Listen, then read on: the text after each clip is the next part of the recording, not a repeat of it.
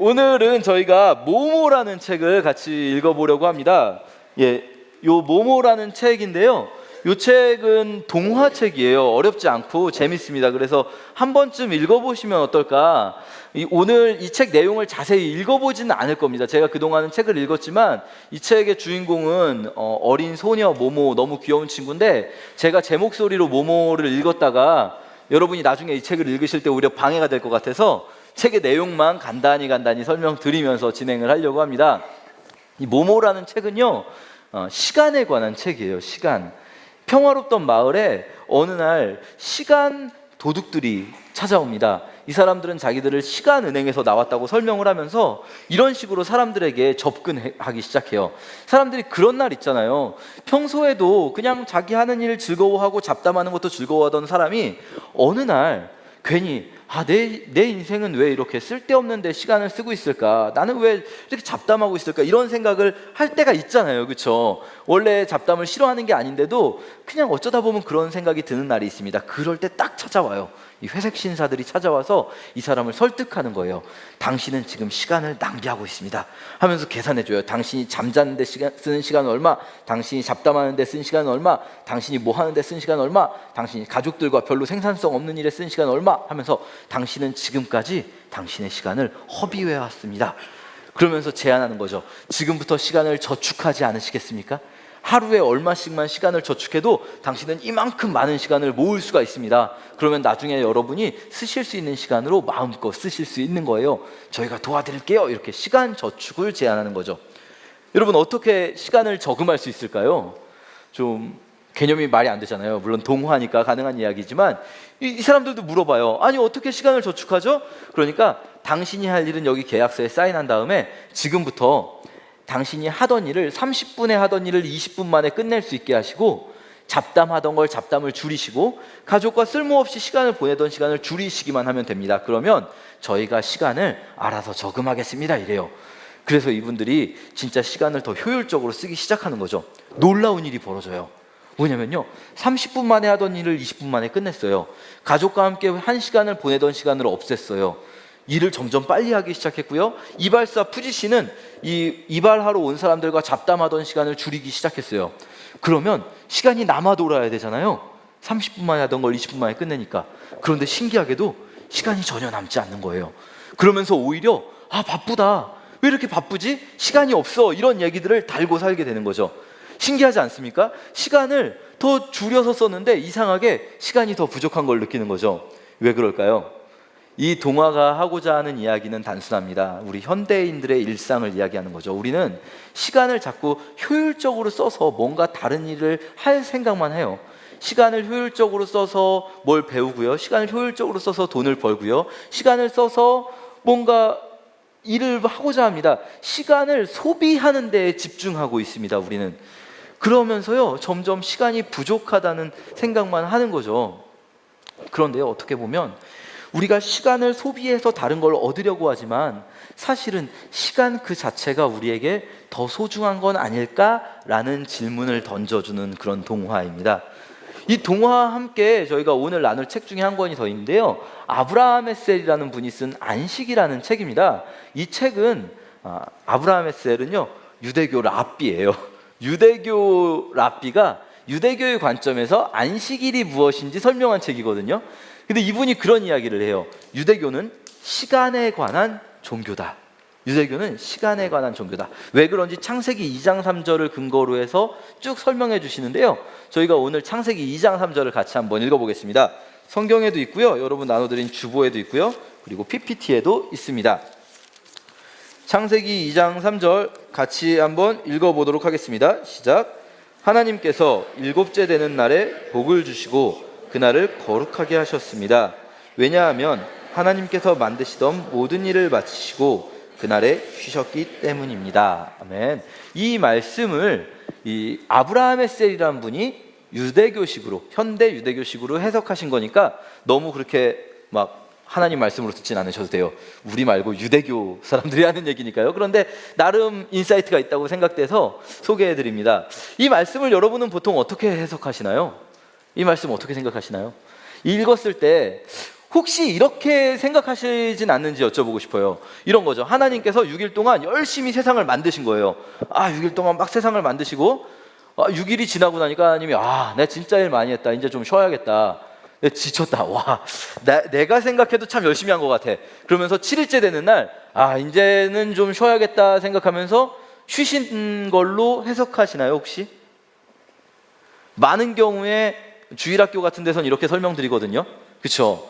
그런데 여러분 이상하지 않습니까? 잘 생각해보면 이건 굉장히 이상한 개념이에요. 왜냐하면 우리가 알기로 다른 성경에서는 하나님은 쉬지도 않으시고 주무시지도 않으시고 우리를 항상 지켜보시고 지금도 여전히 세상을 만드시고 이제 내 할 일은 끝났어가 아니라 지금도 여전히 세상을 지키고 계시는 분이시거든요.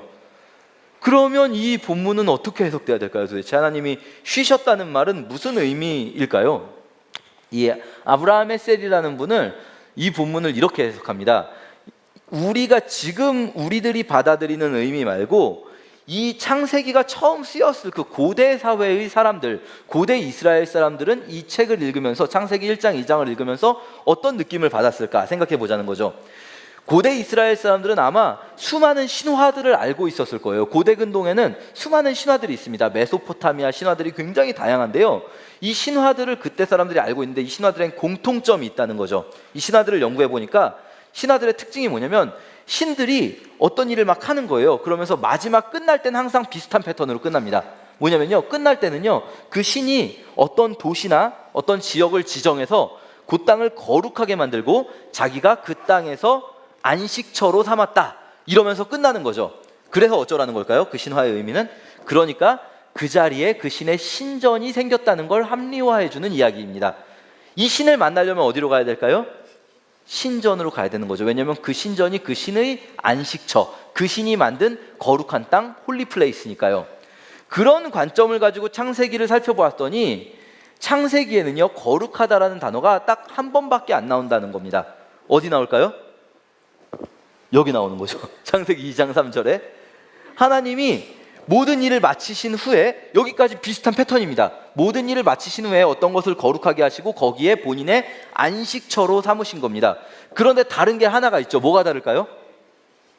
다른 신들은요 어떤 장소거든요. 그 장소를 자기 홀리플레이스로 삼고 신전을 세우는데 하나님은 장소가 아니라 시간 속에 자신이 거룩하게 만든 시간을 지정하시고 그 시간 속에 자신의 안식처를 만드셨다는 거죠. 이게 무슨 의미냐면요, 사실 이 아브라함의 셀의 안식은요 읽어보지 마세요. 너무 어려운 책입니다. 이거 되게 얇은데도요 이렇게 얇거든요. 한 30분이면 다 읽는 분량인데도 너무 내용이 굉장히 어려워요. 그런데 이게 쉽게 생각하면 이런 겁니다. 이방신을 만나러 갈 때는 어디로 갈까요? 신에게 줄 재물을 바리바리 싸들고 그 이방신의 신전으로 가면 되겠죠. 하나님을 만나고 싶을 때는 어디로 가야 할까요? 어디라는 장소가 아니라 시간 속에 계신 하나님을 만나야 된다는 거예요. 그래서 이 시간을 어떻게 사용하느냐가 하나님을 만나느냐 못 만나느냐를 가른다는 거죠. 그렇게 이러한 맥락 속에서 안식일 명령이 주어집니다. 우리가 잘 알고 있는 출애굽기 20장의 말씀인데요, 같이 한번 출애굽기 20장 8절부터 10절까지, 주보에는 없으니까요 앞에 PPT 보시면서 말씀 한번 읽어보겠습니다. 시작. 안식일을 기억하여 거룩한 날로 지켜라. 6일 동안에는 힘써 모든 일을 하여라. 하지만 7일째 날은 나 여호와 하나님의 안식일이다. 그날에는 너희나 너희 아들이나 딸이나 너희 남종이나 여종이나 너희 짐승이나 너희 집 문 안에 머무르는 나그네도 일을 하지 마라. 자, 이 안식일 명령을 자세히 뜯어보면요 그냥 7일째에 쉬어라만 나오지 않습니다. 이 안식일 명령은 두 가지 명령으로 되어 있는데요, 첫 번째 명령을 많은 분들이 잘 놓치세요. 뭘까요? 첫 번째 명령은 9절에 나오는 힘써 일하라 라는 명령입니다. 첫 번째 명령은 6일 동안 힘써 일할 것, 두 번째 명령이 바로 7일째에는 아무 일도 하지 않을 것, 이거죠. 자, 이 명령을 어떻게 이해해야 될까요? 우리가 말 그대로 주 6일째가 성경적인 겁니까? 그럼 주 5일째 쉬시는 분들은 토요일 날 쉬면 안 되는 걸까요? 7일째에는 무조건 아무 일도 하면 안 될까요? 뭐 멀리 가서 물건 사도 안 되고 식당에서 밥 사 먹어도 안 되고 밥을 해도 안 되고, 유대인들은 실제로 이렇게 지킵니다. 유대인들은요 이 금요일 저녁 되기 전에 미리 밥을 해놓습니다. 토요일 날이 안식일인데요, 토요일 날 밥을 먹으려면은 밥을 짓는 건 일이니까 미리 밥을 해놔야 되는 거죠. 그리고 토요일 날 그 밥 해놓은 밥 먹는 거죠. 이렇게 지키는 게 맞는 걸까요? 이렇게 지키는 건 뭐냐면요, 이 율법의 조항들을 문자 자체 그대로 지키고자 하는 겁니다. 그런데요, 예수님께서는 여기에 반박을 하셨어요. 같이 한번 읽어볼까요? 시작. 예수님께서 바리새파 사람들에게 말씀하셨습니다. 안식일은 사람을 위해 생긴 것이지 사람이 안식일을 위해 생긴 것이 아니다. 무슨 말씀일까요? 바리새파 사람들이 예수님의 제자들이 안식일 날 밀턴 일을 하는 걸 보고 당신의 제자들이 안식일 날 일을 하고 있지 않소? 그러니까 일을 하는 게 그게 뭐가 그렇게 중요한 거라고 하시면서 하신 말씀이거든요. 이게 어떤 의미냐면요, 이런 거죠. 예를 들어 볼게요. 두 아들이 있어요, 어머니에게. 근데 둘째가 공부를 너무 좋아하는 거예요. 생각만 해도 행복하지 않습니까, 여러분? 공부를 너무 좋아하는 아들이라니. 둘째가 어쨌든 공부를 너무 좋아해서 야, 공부 좀 그만하고 좀 쉬어. 그래도 공부만 계속하는 거죠. 행복하시죠? 예. 그런데 엄마가 보니까 애가 너무 공부하다가 건강을 해칠 것 같은 거예요. 그래가지고 엄마가 잠깐 나가는데 이 첫째한테 얘기하는 거죠. 야, 둘째, 엄마 나가 있는 동안 공부 좀 못하게 해라. 공부 그만하고 좀 쉬게 해라 하면서 엄마가 외출하신 거예요. 그랬는데 둘째가 어떻게 했을까요? 또 막 공부를 하고 있는 거예요. 그러니까 첫째가 둘째 뒤통수를 갑자기 때리기 시작하는 거죠. 둘째를 막 패면서 막 밟는 거예요, 발로. 그러면서 무슨 말을 할까요? 네가 감히 엄마의 명령을 어기다니. 어머니께서 분명히 명령하셨다. 공부하지 말고 쉬라고.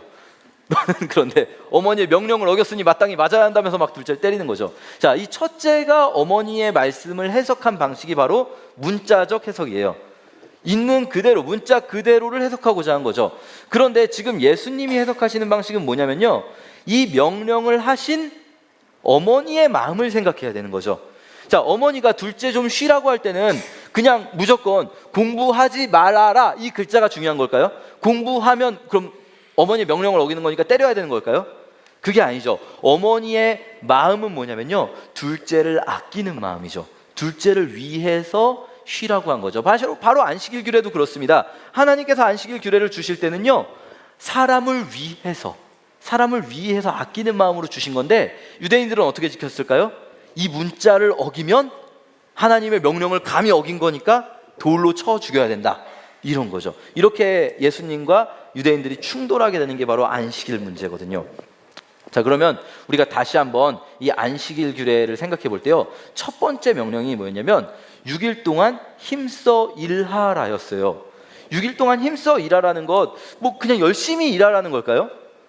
여기서 우리가 그냥 열심히 일하라로 받아들이기 어려운 부분이 있는데요. 그건 뭐냐면 이 6일 동안 힘써 모든 일을 하다 할 때 저 일하다 부분이 저 모양을 잘 기억해 주세요. 어차피 읽지는 못하잖아요, 저희가. 모양만 잘 보는 거죠. 저 일하다라는 부분이 아바드라는 어근을 가지고 있는 단어입니다. 에베드라고 하는데요, 이 아바드, 일하다라는 단어가 어디에도 쓰이는 단어냐면 똑같은 히브리어 동사의 뜻 중에 이런 뜻도 있습니다. 똑같이 생겼죠? 그쵸?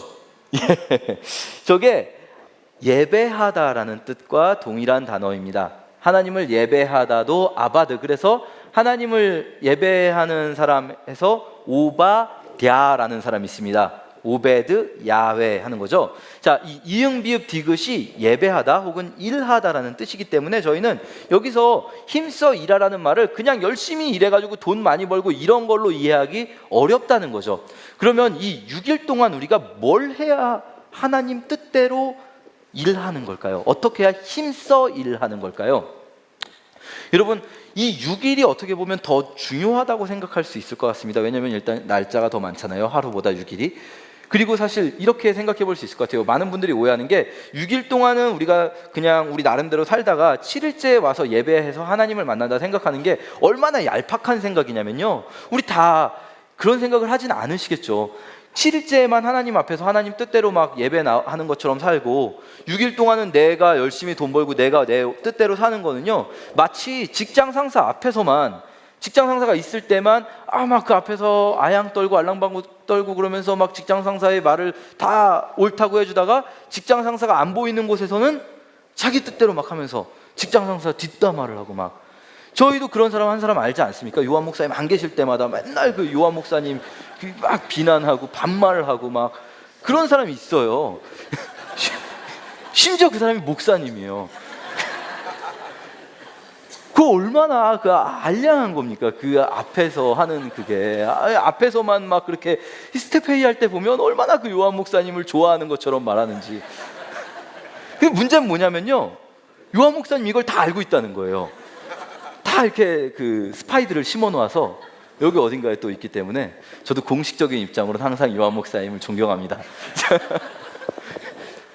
문제는 뭐냐면요, 여러분 잘 생각해보세요. 여러분이 직장 상사인데 여러분의 그런 뭐 일터에 있는 아랫사람이나 후임이나 뭐 이런 사람들이 여러분 앞에서는 막 아량을 하고 막 여러분을 좋아한다고 그러고 여러분이 막 말도 안 되는 농담을 해도 막 아하하 하면서 웃다가 뒤에서는 막 여러분 욕을 하는데 여러분이 그걸 알고 있는 거예요. 그 사람이 뒤에서 여러분 욕하는 걸. 얼마나 기분이 나쁠까요? 얼마나 짜증이 날까요? 그게 차라리 앞에서도 대놓고 잘못하는 사람보다 더 짜증나지 않을까요? 이게 바로 뭐냐면요, 어떻게 보면 그럴 것 같아요. 하나님이 세리와 죄인들보다 바리새인들을 더 싫어하시거든요. 앞에서, 하나님 앞에서는, 성전 안에서는 거룩한 척 온갖 거룩한 일은 다 하는 것 같이 하면서도 하나님 뜻대로 살아가지 않는 그들이 차라리 대놓고 죄를 짓는 세리와 죄인들보다, 그러면서 자기가 죄인인 줄 알고 고백하는 사람들보다 더 싫을 수 있거든요. 그러면 어떻게 6일 동안 일하는 게 힘써 일하는 걸까요? 어떻게 거룩하게 일하는 걸까요? 그게 레위기 전체가 사실 거룩의 책이거든요. 레위기의 별명입니다. 거룩의 책. 왜냐하면 레위기에 굉장히 많이 나온 단어가 거룩이란 단어인데요. 레위기 19장에 이렇게 나옵니다. 내가 거룩하니까 너희도 거룩해라. 사실 레위기에서 제일 많이 반복되는 말인데요. 그러면서 무엇이 거룩한 삶인지 설명해 주십니다. 레위기 19장에는요 이런 말씀이 나오거든요. 먼저 9절 먼저 읽어볼까요? 시작. 땅에 심은 것을 거두어 들일 때는 밭의 구석구석까지 다 거두어 들이지 말며, 거두어 들이다가 곡식이 밭에 떨어졌더라도 줍지 말고 그냥 내버려 두어라. 농부들에게 있어서 거룩한 건 이거란 겁니다. 구석구석을 줍지 말라는 거예요. 구석구석을 다 추수하지 말라는 거죠. 포도원 지기에게 있어서의 거룩은 10절입니다. 같이 읽어볼까요? 포도밭에 포도도 다 따지 마라. 포도밭에 떨어진 포도도 주워들이지 마라. 가난한 사람과 외국인을 위해 그것들을 남겨두어라. 이렇게 6일 동안 일하라는 겁니다. 6일 동안 일할 때 두 가지 방법이 있어요. 자기가 돈을 많이 벌려면 어떻게 해야 될까요? 농사가 이렇게 농토가 있는데요, 어떻게 추수해야 될까요?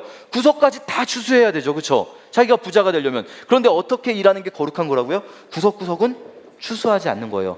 추수하다 보면 떨어지는 이삭이 있습니다. 이거 어떻게 하라고요? 줍지 말라고요. 왜요? 그건 누구 겁니까? 가난한 자와 이웃들의 것입니다. 줍지 말라고요. 그게 거룩하게 6일 동안을 살아가는 방법입니다. 또 있습니다. 13절은요 말하자면 고용주 입장에서의 거룩이죠. 같이 읽어볼까요?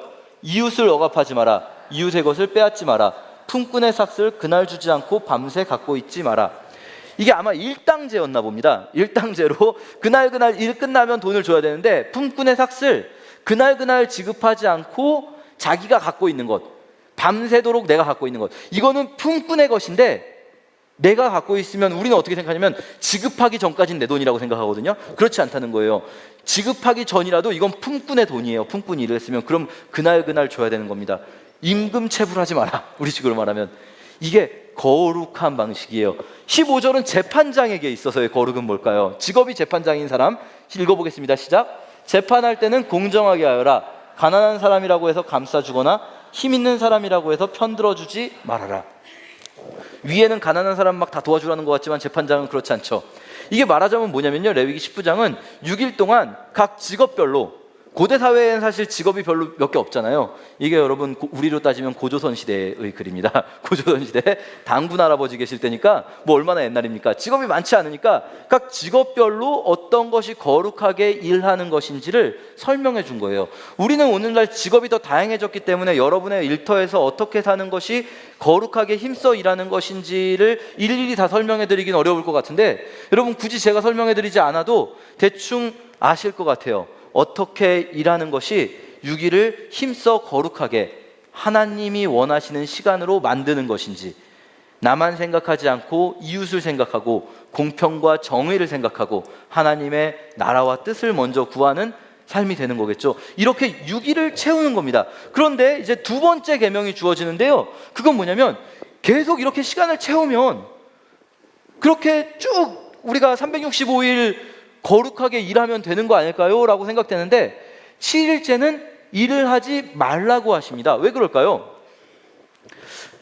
거룩하게 살면 되는 거 아닙니까? 6일 동안 했던 거 그대로. 이거는요, 인간의 본성과 관계되어 있는 것 같아요. 예를 들면 이런 거죠. 여러분 드라마 많이 보실 텐데요. 이런 패턴의 드라마들이 있습니다. 남자와 여자가 있는데요. 이 둘이 가난해요. 그래서 이 남자가 여자에게 사랑하니까, 내가 널 사랑하니까 너를 위해서 내가 돈을 많이 벌게, 너를 정말 꽃길만 걷게 해줄게, 그러면서 어떤 회사에 들어가서 자기 영혼까지 팔아가면서 막 일을 하기 시작하는 거죠. 그래서 아주 막 높이 올라가려고 합니다. 여러분 잘 아시죠? 이런 남자 주인공은 주인공이 아니죠. 보통 악역으로 되죠, 나중에. 그래서 이 남자는 막 열심히 일만 하면서 막 열심히 그 회사에서 높은 자리 올라가려고 하는 거예요. 뭐 본부장, 뭐 드라마 보면 다 본부장이죠. 본부장 되고 사장 되고 막 그러는 거죠. 그런데 그러는 동안에 이 여자 주인공은 착한 남자 주인공을 만나서 막 그러는 거죠. 그럼 이 남자는 내가 널 사랑해서 이렇게 일하려고 했는데, 그러지. 그러면은 이 여자 주인공이 그렇게 말하는 겁니다. 언제 그렇게 오빠더러 해달라고 했어? 나는 나랑 같이 있어주길 원했을 뿐이야.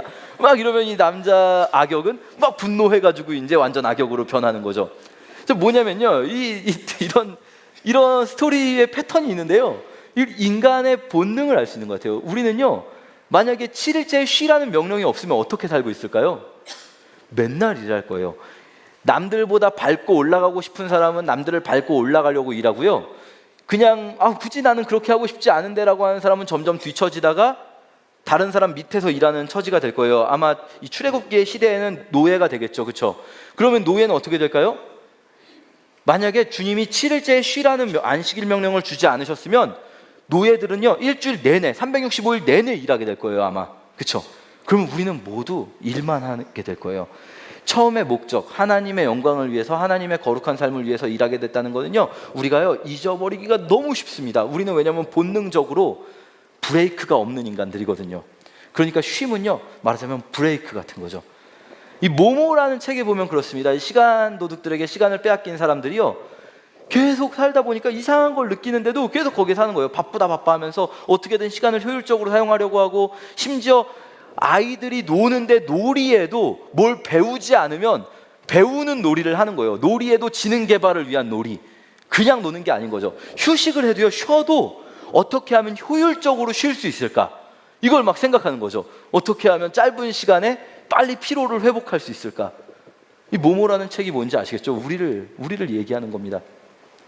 제가 보니까요, 휴식에 대해서 요즘에는 그래도 쉼이 있는 삶 뭐 이런 게 좋다라고 이해하시는 분들이 많은데, 그것마저도, 쉬는 것마저도 어떤 의미 부여가 되지 않으면 안 쉬려는 분들이 있어요. 그래서 휴식에 어떤 의미 부여가 돼 있는지 보니까요, 창의성 이런 게, 쉬면은 머리가 뭐 이렇게 잘 돌아가서 아이디어가 떠오른다 이러는 거예요. 생각지 못했던 아이디어가 그 일을 잊고 좀 지내다가 다시 생각해보면 아이디어가 막 떠오른대요. 창의적인 아이디어가. 그래서 제가 이걸 믿었다가 실패했습니다. 제가 여러분 한 2달 전쯤에 써니 목사님이 물어보셨어요. 7월 한 달 동안 설교하는 거, 설교 한 달의 제목을 뭐로 하겠느냐. 그래서 제가 생각할 때 문학을 가지고 할 거니까 요한 목사님이 영화로 보는 세상 이렇게 하시거든요. 그래서 문학으로 보는 세상 이렇게 할까 하다가 너무 밋밋한 거예요. 그래서 생각난 게, 써니 목사님이 잘 하시는 게 이렇게 4글자로 만든 다음에 사행시 짓는 거 있거든요. 예전에 뭐 시시비비 이렇게 해가지고 뭐 슬픔을 뭐 시로 날아오르다 뭐 이런 거 있었잖아요. 그것처럼 사행시를 지어야겠다. 그래서 일단은 문학소년이라고 말씀을 드린 다음에 문학소년으로 사행시를 지어야겠다 생각했어요. 재미있고 의미 있고 감동 있게.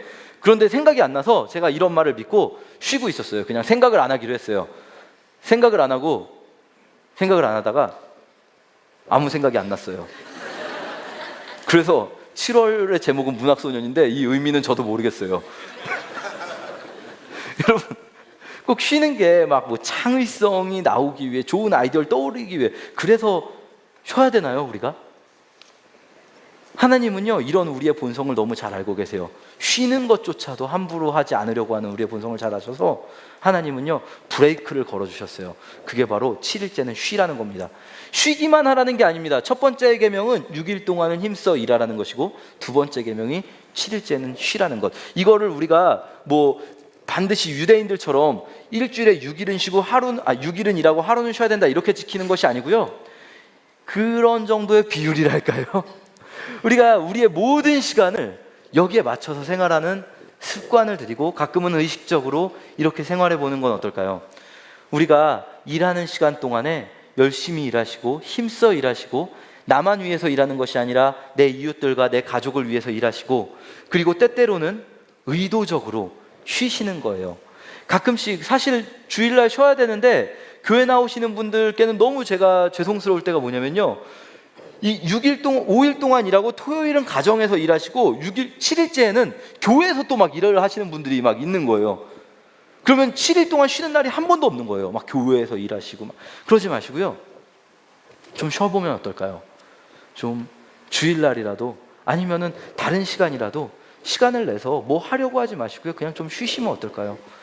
그럴 때 오히려 우리가 진짜 나머지 6일 동안 다시 브레이크 걸어서 처음부터 하나님의 거룩을 생각하고 그렇게 일하는 것이 어떤 일인지 생각하고요, 그리고 또 하나님 안에서 내가 거하고 누리고 있다는 걸 기억하고요. 하나님도 그렇게 말씀하실 것 같아요. 우리가 하나님 위해서 이렇게 열심히 살고 있잖아요. 그러면 그 여주인공이 말하듯이 언제 너한테 그렇게 살으라고 했니? 나랑 좀 같이 쉬어주면 안 되겠니? 나랑 같이 있어주면 안 되겠니? 나도 7일째 안식할 테니까 너도 7일째 같이 나와 함께 시간을 보내주면 어떻겠니? 라고 말씀하지 않으실까요? 기도하겠습니다. 하나님 감사합니다. 오늘 우리가 안식에 대해서 말씀을 나눠봤는데요. 주님, 우리의 이번 한 주가 정말 우리의 시간을 한 시간 한 시간 1분 1분 그냥 흘려보내지 않고, 우리가 하던 대로 습관적으로 흘려보내지 않고 주님이 원하시는 일들, 주님께서 그렇게 살기 원하는 그 방향대로 살아가도록 노력해보고, 그리고 또 그렇게 열심히 일하다가 순간순간 멈춰서서 주님 안에서 쉼을 누리는 우리들이 될 수 있도록 주님께서 우리와 함께 해주시길 원합니다. 그렇게 늘 우리를 바라보시고 우리 곁을 지켜주시는 우리 주 예수 그리스도의 이름으로 함께 기도합니다. 아멘.